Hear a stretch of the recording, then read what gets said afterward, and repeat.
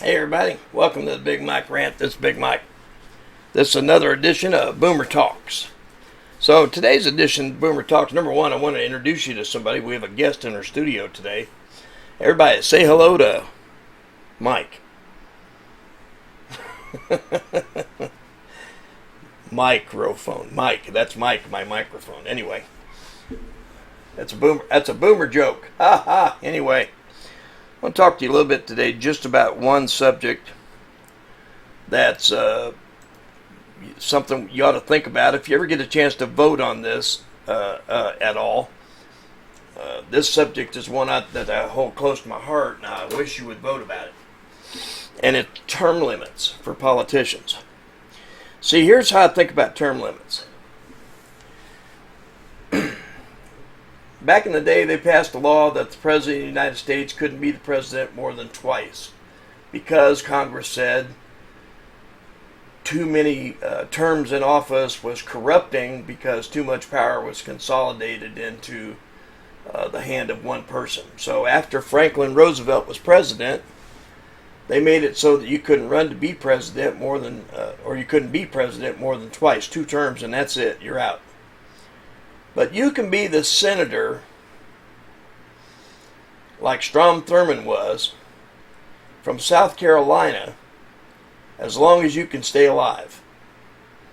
And that's no joke. He was a senator from shortly after World War II until he died in the early, I think it was 2000s or late 90s or something like that. And when he died, he a lot of people said he couldn't even make a complete sentence, and that his staff ran his office.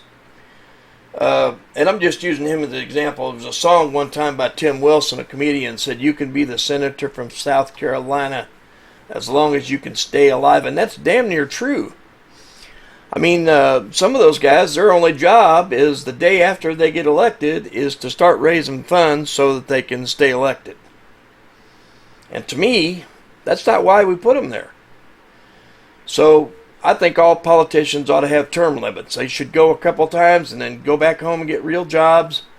Most of them are lawyers. I'm sure they can find work. They can find an ambulance to chase.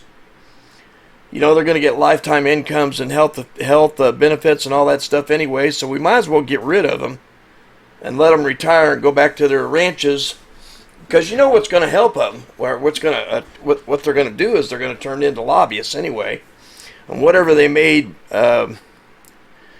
as senators or congressmen is going to be dwarfed by the income they bring in as lobbyists, so it doesn't matter. But we ought to get rid of them just so that we have fresh, new perspectives in there, and we can get rid of people like Marjorie Taylor Greene, who happens to be, in my estimation, the worst member of Congress we currently have, and she also happens to be the congressman that represents my area. And I wouldn't vote for her if she was running for dog catcher. I don't think she's qualified. So anyway, term limits. All 535 of them should be able to serve no more than 2 terms, and then they're out.